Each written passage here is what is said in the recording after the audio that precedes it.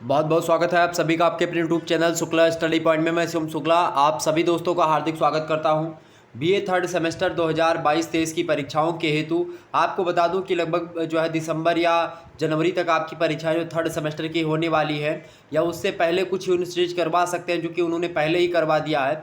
तो आपको मैं बता दूं कि उसके सिलेबस के अकॉर्डिंग यानी कि BA second year first semester या फिर आप बोलें तो बीए थर्ड सेमेस्टर, ठीक है।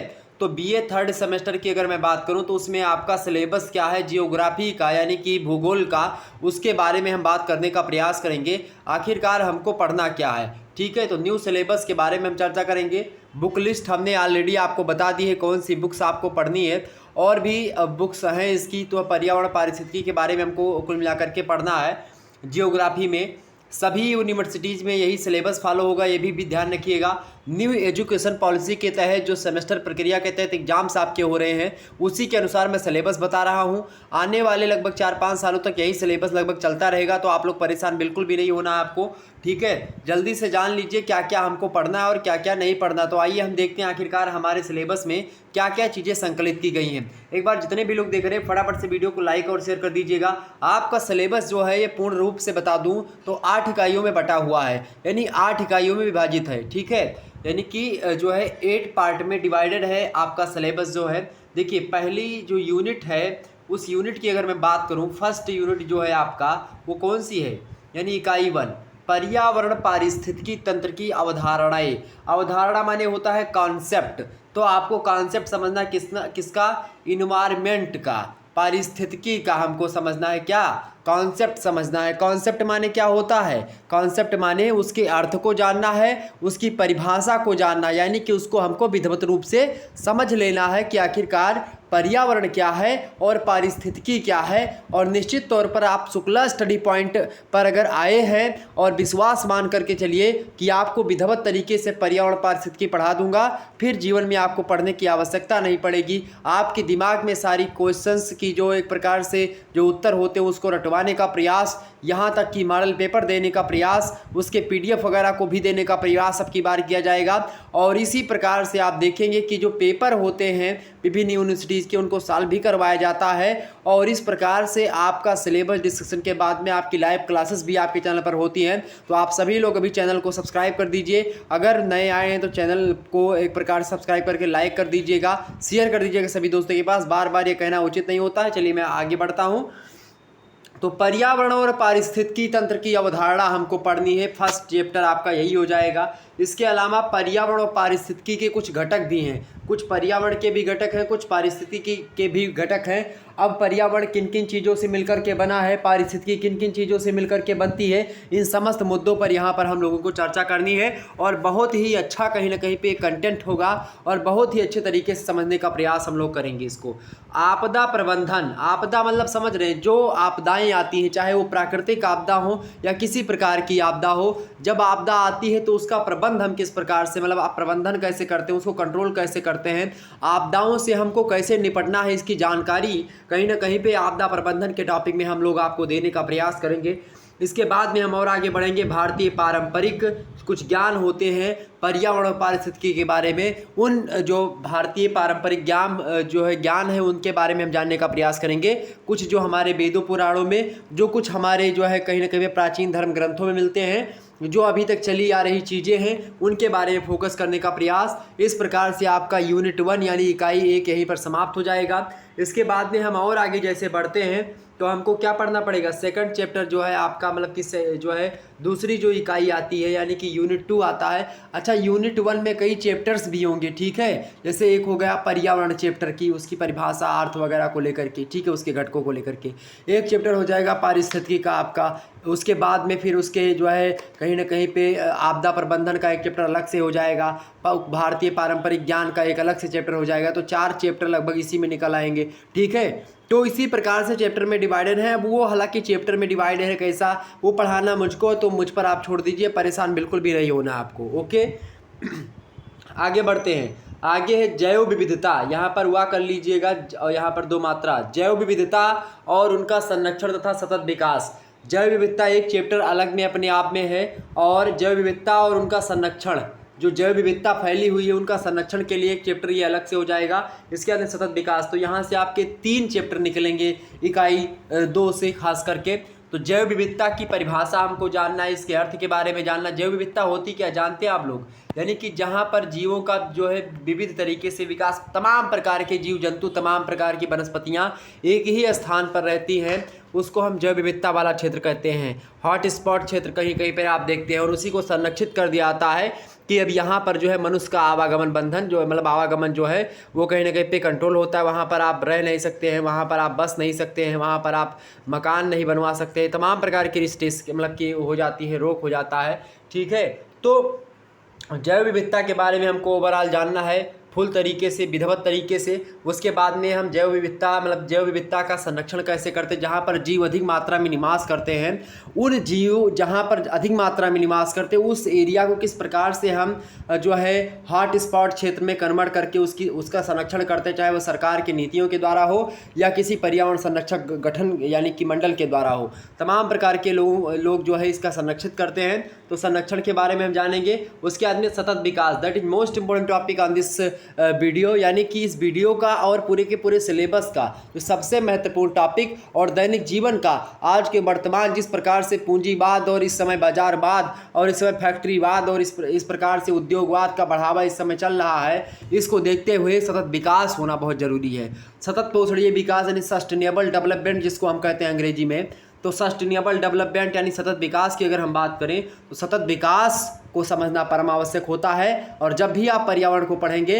सतत विकास आपको चैप्टर पढ़ना ही पड़ेगा, इसमें कोई दो राय नहीं है। सतत विकास यानी सस्टेनेबल डेवलपमेंट, इसका मतलब होता है कि पर्यावरण को ध्यान में रखते हुए आप मनुष्यता का विकास करें, अपने आप का विकास करें, आप संस्कृति सभ्यता का विकास करें, बशर्ते आपको किसका ध्यान रखना है, पर्यावरण का ध्यान रखना। ठीक है, तो पर्यावरण को ध्यान में रखते हुए हम विकास को देखें किस प्रकार से हम डेवलपमेंट करते हैं। ठीक है, सस्टेनेबल डेवलपमेंट।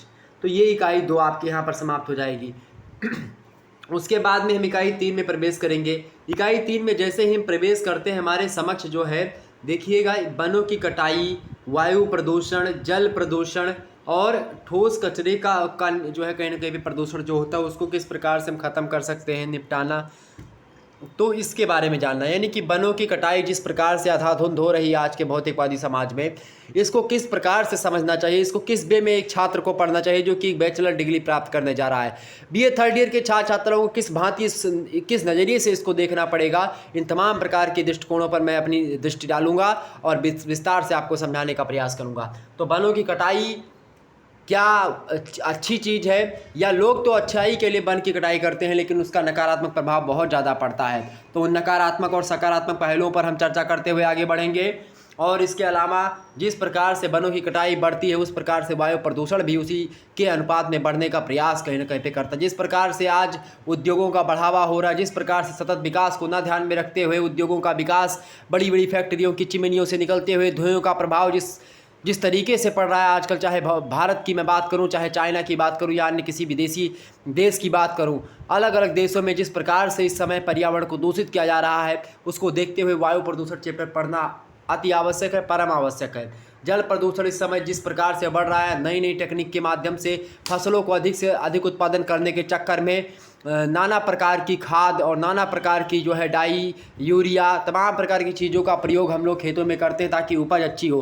तमाम प्रकार के कीटनाशकों का प्रयोग करते हैं हम खेतों में, और पानी बरसता है, वो सारी चीज़ें घुल करके उसी मिट्टी में मिलती हैं और पानी के साथ अंदर जाती हैं, वही पानी हम लोग आकर के पीते हैं। तो तमाम प्रकार की चीज़ें होती है। आपके आरी बगल में कहीं पर जल भराव की समस्या उत्पन्न होती है, जब पानी बरसता है, कोई गड्ढा होता है, उस गड्ढे में पानी भरता है, तो वो भी एक प्रकार की समस्या है, उसी को जल प्रदूषण की श्रेणी में रखते हैं। तो जल प्रदूषण क्या होता है, वायु प्रदूषण क्या होता है और ठोस कचरे का प्रदूषण क्या होता है, इन तमाम प्रकार के मुद्दों को हम इसमें समझने का प्रयास करेंगे। ओवरऑल अगर बात की जाए तो ये बहुत बढ़िया टॉपिक और बहुत बढ़िया एक चीज़ दे दिया गया आपको, ताकि इसको पढ़ने के बाद में आपके अंदर एक मनुष्यता का विकास होगा, एक ऐसी मनुष्यता जो कि आपको एक अच्छे नागरिक के तौर पर जो है एक भारतीय सिद्ध करेगी।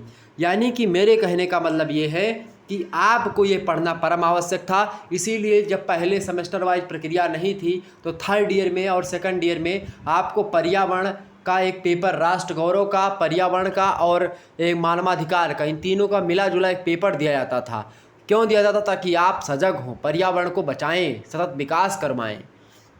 क्योंकि हम ही आप पर जिम्मेदारी है, क्योंकि हम ही आपका देश है, हम ही आपको रहना है, हमारे बाल बच्चों को रहना, आपके बाल बच्चों को रहना आगे भविष्य में। तो उनके लिए हमको किस प्रकार से, चाहे वो वायु को बचा के रखना हुआ, चाहे मिट्टी को बचा के रखना हुआ, चाहे जल को बचाए रखना हुआ, और चाहे किसी प्राकृतिक संपदा जैसे कोयला हो गया, इसके अलावा और भी तमाम प्रकार की जो खनिज संपदा है जिनको बचाए रखना, ये हमारा उत्तरदायित्व है, इसको समझना पड़ेगा। इकाई 4 की अगर हम बात करते हैं बाबू, इकाई 4 में गंगा कार्य योजना यानी गंगा का जो एक्शन प्लान है उसके बारे में हमको जानना पड़ेगा। माता गंगा यानी जो गंगा माता बहती हरिद्वार से निकल करके यहाँ पर आप देखते हैं जो है गंगोत्री ग्लेशियर से बहती हुई वो आती है हरिद्वार में, उत्तराखंड में। आप देखिए गंगा कितना निर्मल बह रही है, एकदम से कल कल कहते नहीं, खग कुल कुल कल सा बोल रहा, किसलय का अंचल डोल रहा, लो ये लतिका भी भर लाई।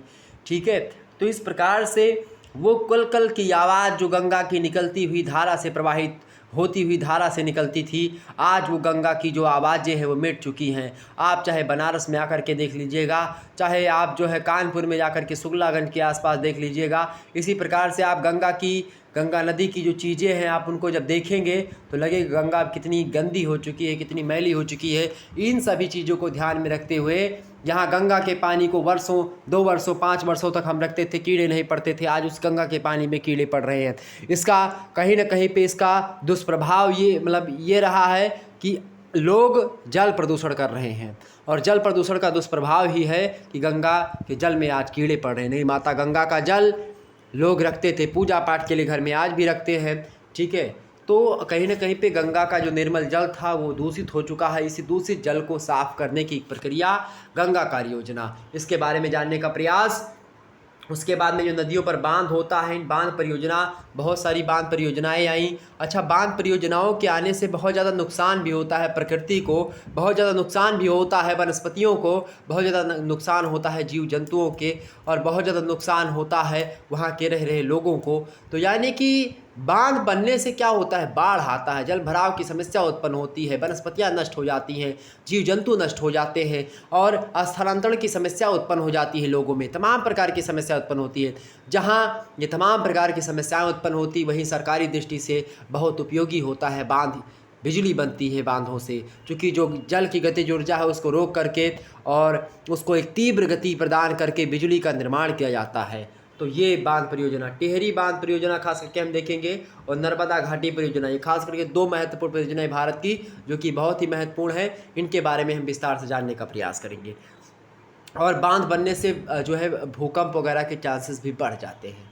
ठीक है, इकाई 5 के बारे में हम बात करते हैं बाबू। इकाई 5 में हमको क्या पढ़ना है? इकाई 5 में जलवायु परिवर्तन का विज्ञान हमको समझना पड़ेगा, किस प्रकार से जलवायु का परिवर्तन होता है। आखिरकार जब पैंजिया पैंथालासा एक थे, आपने भौतिक भूगोल में बीए प्रथम सेमेस्टर में पढ़ा होगा कि जब पैंजिया और पैंथालासा एक थे, यानी एक प्रकार से एक पैंजिया था, एक पैंथालासा एक सागर था, पैंजिया एक महाद्वीप था।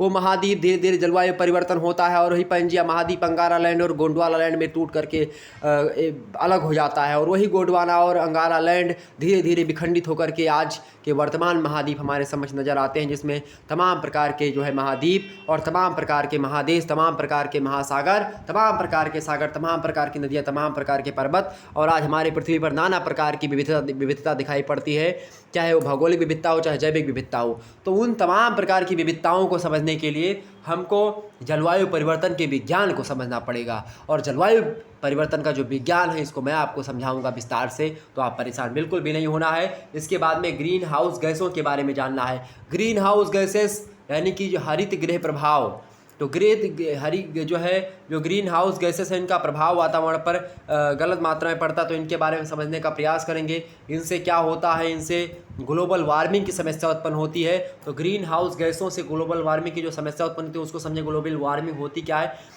वैसे ग्लोबल वार्मिंग की अगर मैं बताऊं तो होता क्या है कि जब वातावरण के संपर्क में, मतलब कि क्या होता है कि जब ग्रीन हाउस गैसें बढ़ जाती हैं वातावरण में तो वातावरण गर्म हो जाता है, और जब यह वातावरण गर्म हो जाता है तो जो इसके संपर्क में, वातावरण के संपर्क में आने वाली जो हवाएं होती हैं वो हवाएं भी गर्म हो जाती हैं। और जब वो हवाएं गर्म हो जाती हैं मेरे प्यारे दोस्तों, जो वातावरण के संपर्क में आती हैं, तो वही हवाएं जो है बहती रहती है, और बहते बहते एक समय आता है कि वो जा कर के पर्वतों से टकराती हैं, और ऐसे पर्वतों से टकराती हैं जिन पर्वतों पर बर्फ़ जमी हुई होती है। ऐसे जैसे गंगोत्री ग्लेशियर, गंगा नदी कहाँ से निकलती? गंगोत्री ग्लेशियर। ग्लेशियर क्या है? हिमानी है, बड़े पर्वत, ऐसे पहाड़, ऐसे पठार, ऐसे पर्वत जिनके ऊपर बर्फ़ की पहाड़ जमे हुए हैं, यानी बर्फ़ के पहाड़ को हिमानी कहते हैं, ग्लेशियर कहते हैं अंग्रेजी में।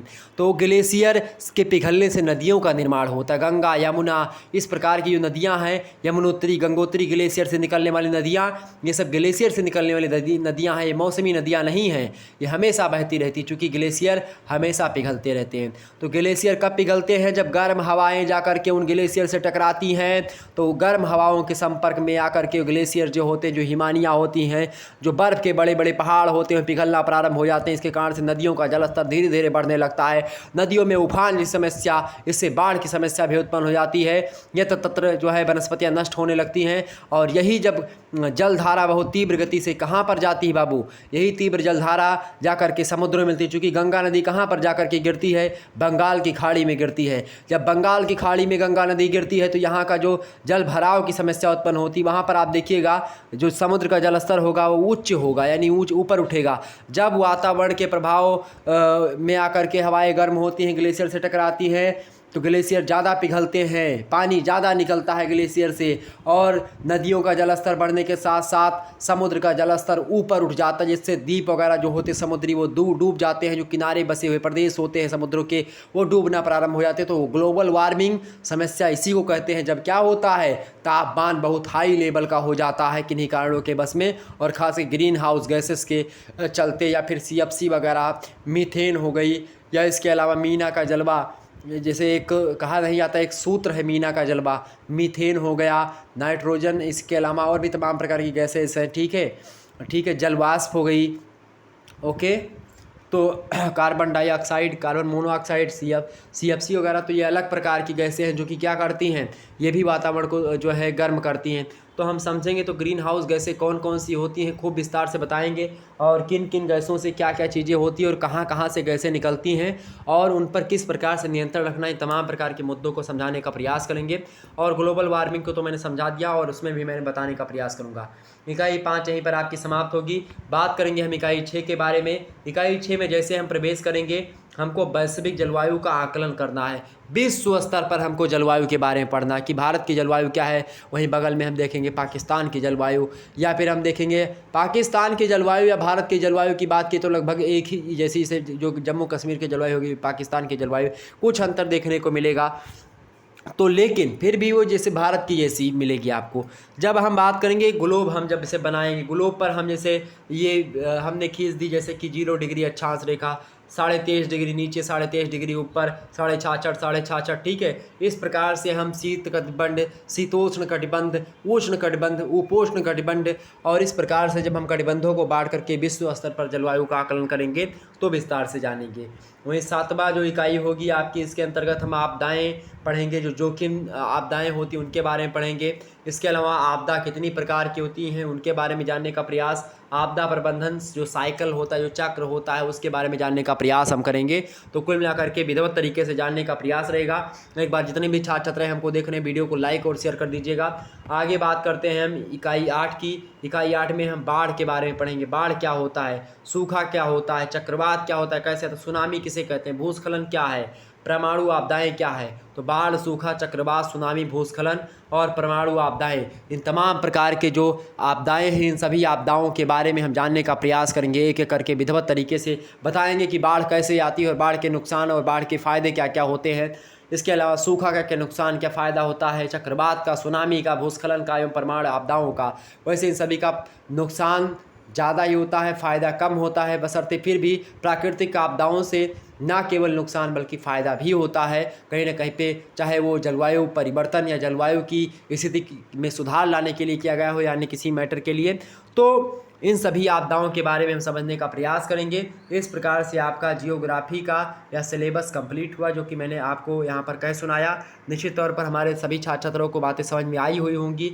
BA third semester 2023 new syllabus और बुक्स, यानी कौन कौन सा चैप्टर आपको, मतलब कि कौन कौन से पेपर का नाम क्या है, क्या क्या पढ़ना है, इसके बारे में मैंने एक वीडियो बना रखी है ऑलरेडी। ऑल यूनिवर्सिटीज़ के लिए ऑल सब्जेक्ट की बुक लिस्ट मैंने बता दी है, इस वीडियो को देख लीजिएगा। न्यू एजुकेशन पॉलिसी के तहत बीए थर्ड सेमेस्टर के छात्र छात्राओं के लिए 2023-24 की परीक्षाओं हेतु जो पुस्तकें हैं उनके बारे में मैंने बता दिया। इस वीडियो को आप देख लीजिएगा, मोस्ट इंपॉर्टेंट वीडियो है। चलिए, और जियोग्राफी का सिलेबस मैंने आज बता ही दिया है। बाकी जो अन्य सिलेबस हैं अन्य सब्जेक्ट के, आप लोग इस वीडियो को ज़्यादा से ज़्यादा मात्रा में शेयर करेंगे। हम Hindi, sociology, geography, political science, English सभी के सिलेबस को आपको देने का प्रयास, साइकोलॉजी, फिलोसॉफी, ठीक है, इसके अलावा इकोनॉमिक्स, होम साइंस, शिक्षा शास्त्र, हिस्ट्री, सभी के सिलेबस को आपको देने का प्रयास करेंगे। तो आप परेशान बिल्कुल भी नहीं होना है। ओके, चलिए फिर मिलते हैं हम नेक्स्ट वीडियो में। तब तक के लिए जय हिंद, जय भारत। आप सभी का बहुत बहुत धन्यवाद हमारे से जुड़ने के लिए। इसी प्रकार से अपना प्यार हमेशा बनाए रखिएगा। धन्यवाद।